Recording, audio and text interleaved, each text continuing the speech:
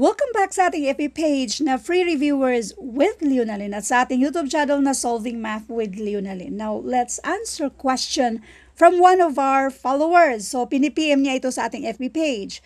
Pa-help po. When the first and the last daw digits of 2,836, dito natin basahin. When the first and the last digit of 2,836 are interchanged, the new number is, kung wala lang sanang mga choices. So, yung new number, kasi itong 6 ilagay lang natin sa first, yung 2 ay ilagay natin sa last, tapos kopyahin lang itong 83 na nasa gitna. Pero meron tayong mga choices. Kung titingnan natin yung mga choices, letter A, bali 3,996 more than dito sa original number, or less than sa original number. Meron pa dito mga 1,404. Now, since itong 6 at 2, ma-change na yan siya. So, bale, lagay natin sa baba. Mas malaki na yung next na number or yung na-change na number kasi 6 na ang nauuna. Malamang nasa more than yan siya. So, pwede na tayong i-eliminate yung mga less than dyan. Kung sana lang walang mga choices, kapag sinabing the new number is, so malamang ito na yung new number, 6,832. Pero magbase tayo sa mga choices.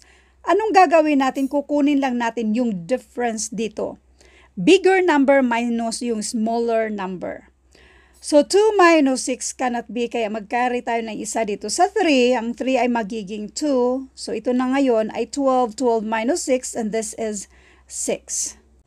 2 minus 3, kulang na naman siya. So mag-borrow tayo sa 8. Si 8 ay magiging 7. Si 2 ay magiging 12. 12 minus 3 and this is 9.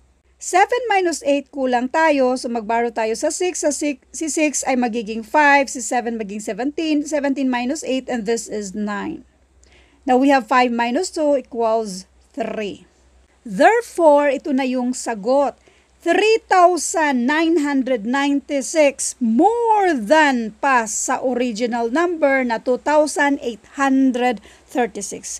Kaya ang sagot dito ay itong letter A. 3,996 more than sa 2,836. Thank you for watching and all I hope na meron kayong natutunan sa videong ito. Now, kung meron din kayong gustong pasagutan, pwede rin kayong mag-PM sa ating FB page na Free Reviewers managed by Leonalyn. Kasi pwede naman natin yung lagyang follow-up or i-line up natin sa ating sasagutan gawan ng tutorial video. Thank you and God bless.